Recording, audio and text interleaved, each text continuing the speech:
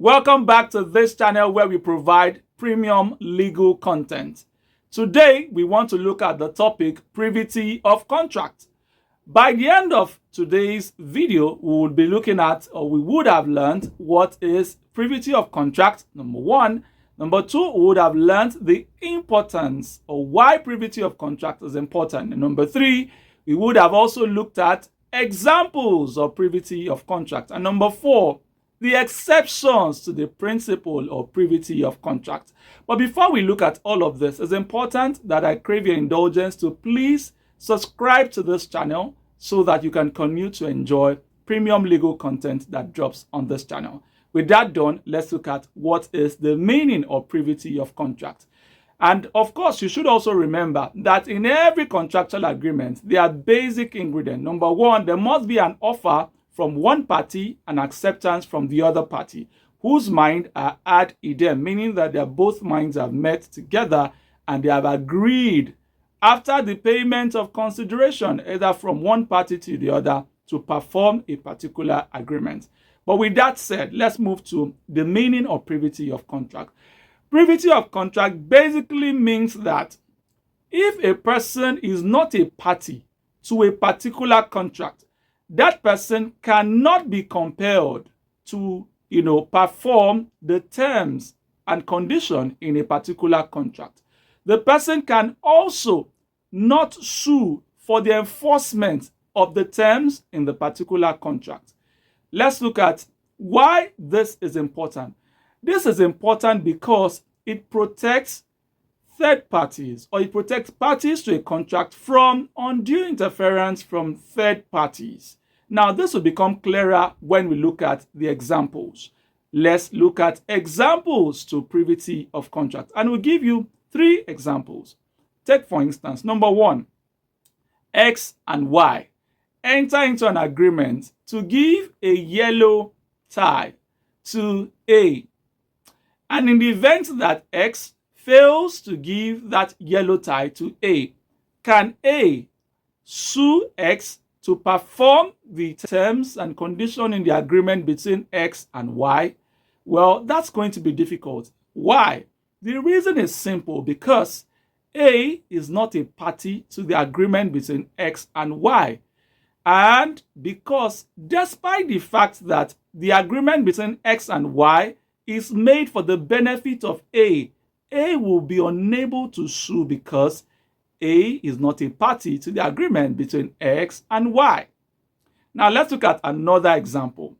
A collective agreement between a soap manufacturing company and a soap manufacturing union, or a soap manufacturing union, In that circumstance, they entered into this agreement, and the terms of the agreement is to the effect that for every worker who works overtime in any of the factories, or in a particular factory, for instance, that worker is entitled to £10 for working overtime. Can A, who is not a party to the agreement between his company and the soap manufacturing union, can A sue his employer for failing to comply with the collective agreement entered between the union and his employer? That would also be difficult. The reason is simply because A was never a party to the agreement between the manufacturing union as well as his employer. The only exception really to this would be if A can show that in the terms of employment, meaning in this contract of employment between his employer and himself, the collective agreement between the union and his employer has been incorporated in his own terms of employment, or in his own contract of employment. Well, that can be a ground to sue for failing to pay the extra £10.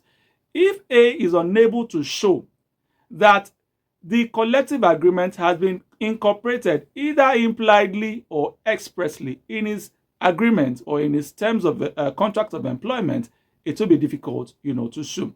Now let's look at another example, which is the final one for now.